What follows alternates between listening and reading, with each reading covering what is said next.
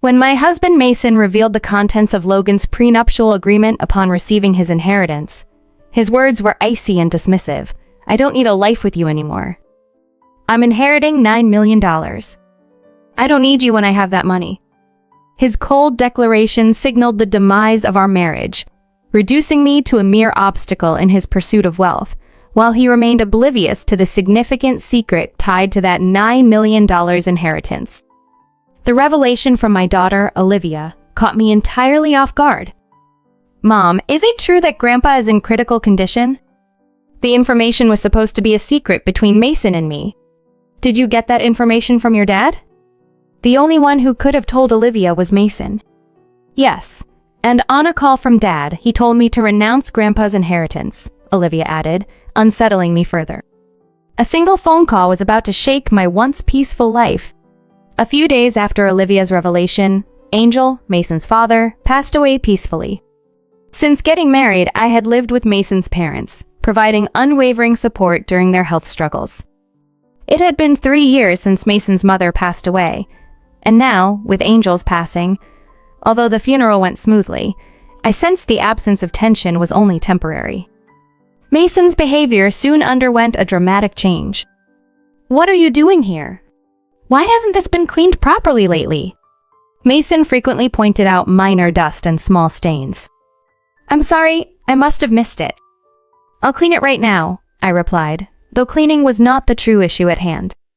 "Why are you serving this?" "I wish you'd pay more attention to the taste when you cook." Even the dishes he once enjoyed were now unappreciated. "Is there something bothering you lately?" I gathered the courage to ask, but this only worsened his mood. "It's useless to deny it, to be honest. The food you make isn't good. I've been tolerating it because my parents never complained, but I've always felt its tastelessness." Mason's harsh words pierced my heart, marking the first time he had criticized me so severely. My mom always cleaned and did laundry perfectly, and at mealtimes she cooked with care without cutting corners. "You're nothing like her." "I've been patient, but I can't stand it any longer," he added, comparing me unfavorably to his mother for the first time. "I'm truly sorry. I couldn't have imagined that you valued my cooking so little," I said, tears starting to flow uncontrollably. "Do you think anything will change if you cry? Your tears mean nothing now." "Don't show them to me," Mason snapped abruptly, standing up, leaving the house and slamming the door behind him. As he walked away, I called out, "Mason, where are you going? Come back!" But it seemed he didn't hear me. My mind was in turmoil, unable to comprehend this sudden change. Until a few months ago, we were a couple sharing everything, holding hands and navigating life's challenges together. Now, I found myself questioning everything about our life and my place in it, as the man I once shared everything with became a stranger before my eyes. Life had grown complicated, leaving me perplexed about how Mason and I had drifted so far apart. Then, it clicked. The conversation with Olivia that evening about Angel's inheritance was where it all began. She had sounded tentative, and that night Mason got home unusually late. I missed the opportunity to discuss it with him. I couldn't shake off the feeling that Mason might have uncovered something about the inheritance and chose not to share it with me. He might have even tried to talk to Olivia himself. Why were they even talking about the inheritance when Grandpa was still around? Olivia had shared her suspicions about Mason's motives and planned to confront him. Her fears that the inheritance could end up solely in her hands unless divided otherwise made me revisit Mason's recent aloofness. Doubts crept in. Was he plotting to claim the entire inheritance and leave me behind? This troubling thought brought tears to my eyes. As I wallowed in my sorrow, the silence around me grew heavy, only to be broken by the sudden ring of the phone. It was Mason calling. Despite my reluctance, I answered, not wanting to deal with the consequences of ignoring him. "What are you doing?" "Don't keep me waiting." "I'm running out of time," he barked, an unusually harsh tone for him. Shocked by his abruptness, I barely managed a whisper, hoping he wouldn't detect my distress. "What's wrong? Is there a problem?" I asked. "I have something important to discuss." "I'll be home soon." "Stay there and wait for me," he replied, his voice colder than usual. I hung up with a terse okay, feeling uneasy. Time had slipped by. It had been over 2 hours since Mason left. Caught up in my turmoil, I hadn't noticed how late it had become. Soon after, I heard the front door open and Mason's footsteps. A strange scent of body wash, unfamiliar and not ours, followed him. This foreign smell deepened the ache in my heart. Mason didn't mince words. It's over. I want to end our relationship. As a gesture of thanks, I'll give you $190,000. I'm tired of how you manage things here. I want to live peacefully in my old age, he declared bluntly. With a gentle tone and grateful eyes, I thanked her sincerely. After settling the fees and a brief chat, I left the office quietly. 6 days later, Mason called, suggesting we meet at a serene cafe.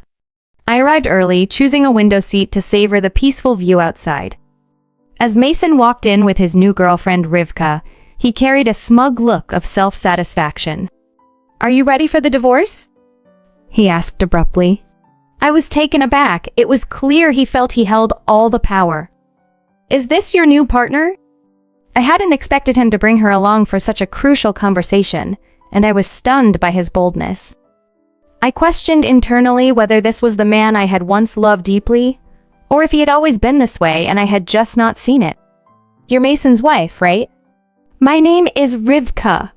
I've recently started dating him, she introduced herself with a disarming smile. Her next words threw me off. I've heard a lot about you from Mason. Seeing you now, you do look a bit aged. I wonder how Mason managed all these years. I feel a bit sorry for him. Rivka, evidently in her 57s, looked remarkably youthful for her age. Though her words stung, it was her tone that I couldn't stomach. Rivka, it's those very tendencies I cautioned you about. But truly, if it were up to me, I would have cherished you more, she continued. I was bewildered by her forwardness. Kenna, I don't want you to think too hard about this. I just want you to sign the divorce papers, Mason cut in sharply. His nonchalant demeanor shocked me. Wait, there's something I need to address, I said, catching a glimpse of confusion on Mason's face. What are you implying? Is this about your father's inheritance? Is that why, after all these years, you're choosing this? I needed to uncover the truth behind these events.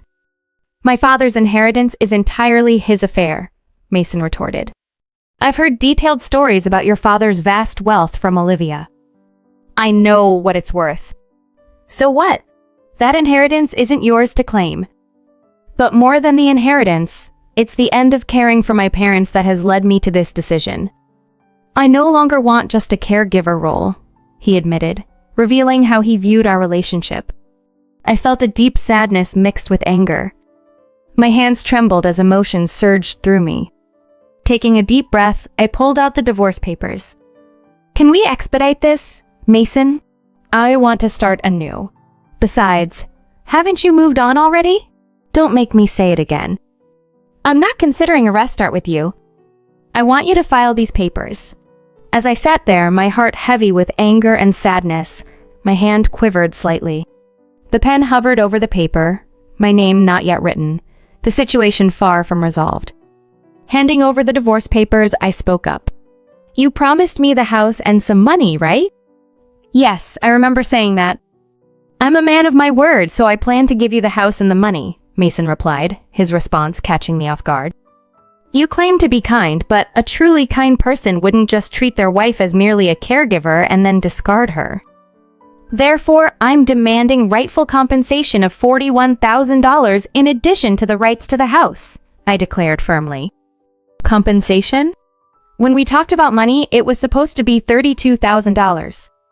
You always nitpick at the very end. Your attitude of trying to minimize what you pay is quite clear, but an additional $310,000 means a lot to me. I think $41,000 as compensation is fair, I countered his objections. It's Rivka, right? I considered claiming from her as well, but instead I'll settle for $41,000. With the papers laid out in front of us, I intended to sign right there. Rivka, unexpectedly joining in, commented, I think $41,000 should be fine, Mason. Pay it if you think it's fair. With Rivka's endorsement, Mason reluctantly agreed to the amended alimony of $41,000. Now we need your signature on the land title change document Mrs. Robinson prepared and the notarized alimony agreement, I continued. Mason seemed surprised by my preparedness, but I calmly added, I have a life to continue. We lined up our seals on the designated spot, and Mason signed with a smirk, as if anticipating a victory. So, Kenna, will you sign the divorce papers now? He asked, masking any emotion. Understood, I agreed. I carefully wrote my name and firmly stomped it. As I did, Mason burst into laughter, unable to contain himself. With this, you and I are no longer related.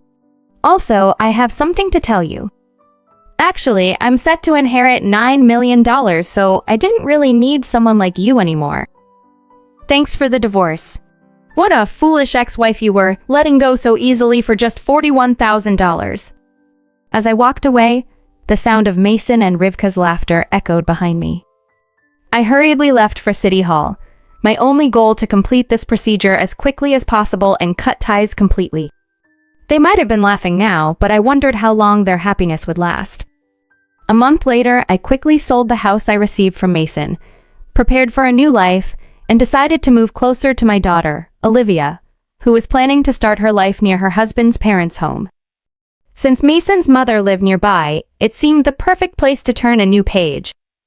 There were moments I thought I'd feel anxious about my new living arrangement, but contrary to my worries, my daughter Olivia's husband warmly welcomed me, his considerate nature providing a reassuring comfort. At first, Olivia seemed upset by Mason's actions, but her mood transformed when I shared a specific detail with her. Her face lit up with a bright smile. I had a strong feeling that Mason would soon catch on to my strategy. As a sign of my readiness, I deliberately kept my old mobile number. That intuition proved correct much sooner than anticipated. One afternoon, my phone began to ring repeatedly, and sure enough, it was Mason. Initially, I ignored his calls, letting the phone buzz several times. Eventually, I picked up. Hello? Why are you doing this? I couldn't conceal my surprise. What's the matter? You're calling out of the blue and raising your voice. What's the problem? Where are you right now? I questioned, though I guessed he might have gone to the house we once shared. But that house had already been sold, and likely, a new tenant had moved in or it had even become an empty lot. Imagining Mason's panicked state, I felt a twinge of pity. Since we've decided to divorce, there's no reason for you to be involved anymore. Where did Olivia go? I can't find her, he sounded desperate. He had obviously visited Olivia's old address, not knowing she wasn't there. I had managed all the information and procedures related to Olivia's move to her husband's family home, which Mason knew nothing about. He had reached a dead end and resorted to contacting me. Yes, Olivia has moved to a new place, I replied, maintaining calm. Why didn't you tell me something so important? And did you know about this too? He inquired, frustration evident in his voice. It seemed Mason had finally come to grips with the reality. Are you talking about the substantial hidden debt Angel had? Actually, when I looked into Angel's inheritance more closely, I was shocked not only by the size of the inheritance, but also by a significant hidden debt. It appears Angel thought he could repay the debt with about $9 million and chose to hide this fact from us. Unfortunately, he passed away midway through repayment, leaving this hidden debt neglected. And when you officially receive an inheritance, you are also obliged to inherit such hidden debts.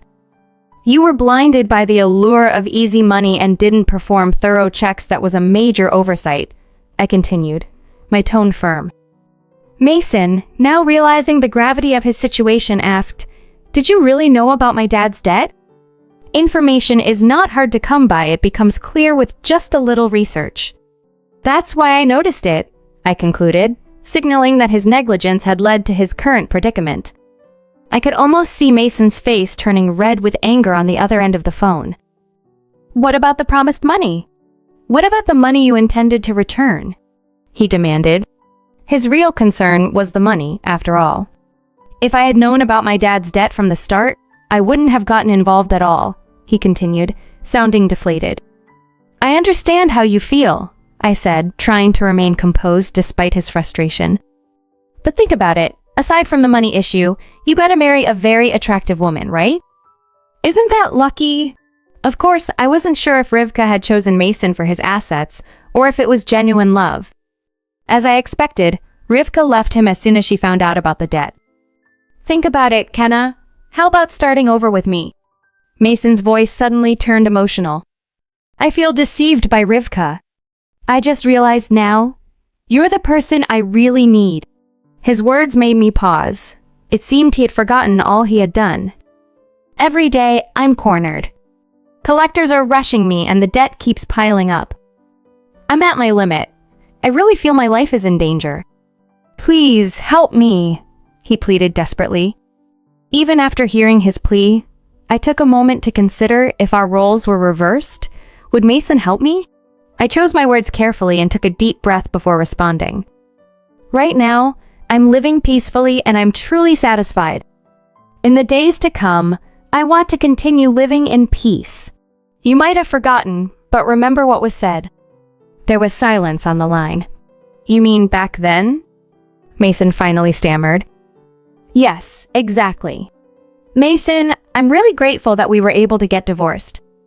Thank you for giving me the chance to choose a new path, I replied, feeling a mix of relief and resolution. I sensed the tremor in Mason's voice and his tears, but for my future, I had made up my mind and quietly ended the call.